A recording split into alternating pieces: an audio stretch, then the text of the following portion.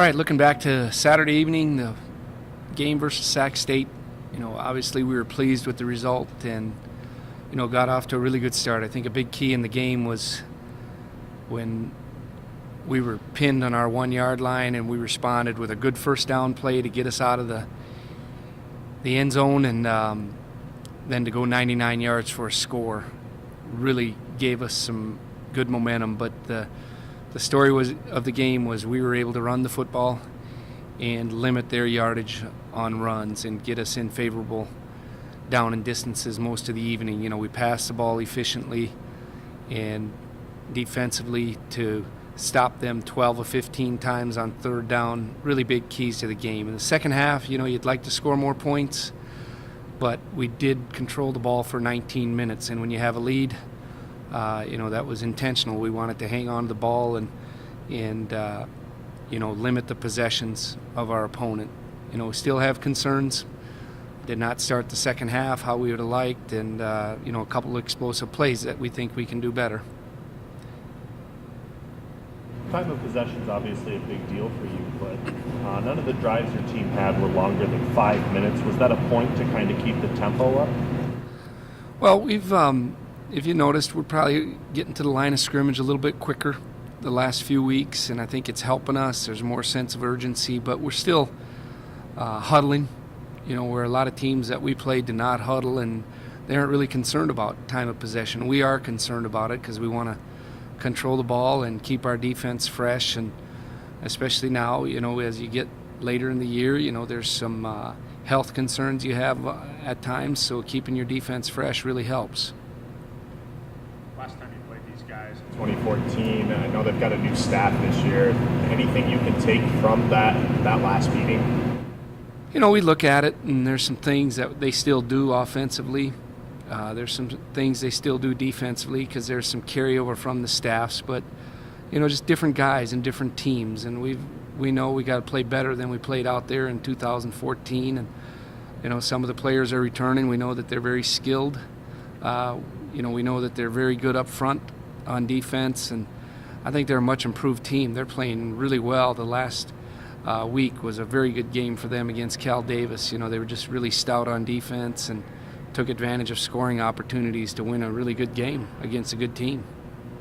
What do you think your offensive line here, having Applin at center, a third center now to see action? What did you think how they played?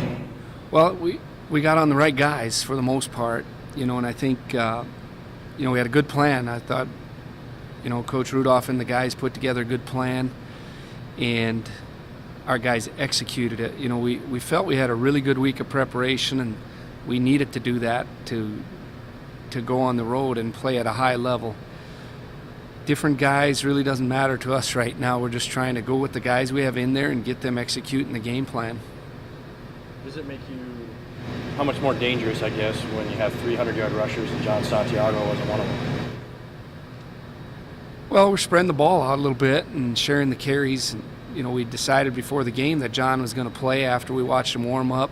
We were really proud of him that he rehabbed really hard, and our sports medicine staff did a very good job getting him healthy, but it really came down to him. He wanted to play, and we figured we wouldn't start him, and then after we gave him a couple carries, we decided to put him on deep on kickoff, to start the second half, and you saw the result of that. It got called back due to a penalty, but he still looked pretty good, but we still are happy with our guys that we're contributing with more and more people. But, if you can play consistently up front, it's going to really help us. And it doesn't really matter who's carrying the ball. If we get those guys into space, they're able to make some yards. Keaton's carrying the ball a little bit more. Is that, something you guys are seeing from other teams, or is that, just trying to gain an advantage on offense? Well, we think he's a good ball carrier, and we're trying to gain an advantage on offense when you have to account for the quarterback. Creates some real difficulties for the defense. We know that when we defend teams that the quarterback's a running threat, an actual part of the game plan, it creates a different approach that you need to have to preparing your defense. So it was part of the plan, and he's good at it, and obviously we made some big plays the other night that really helped us. You see that being part of the game planning moving forward as well? Well, we're going to do things, if we see it's there, we're going to have to try to run the football with the quarterback. It's just another dimension that teams have to prepare for, and we'll see where it goes and what they're going to take away and what we think we can get by running the quarterback.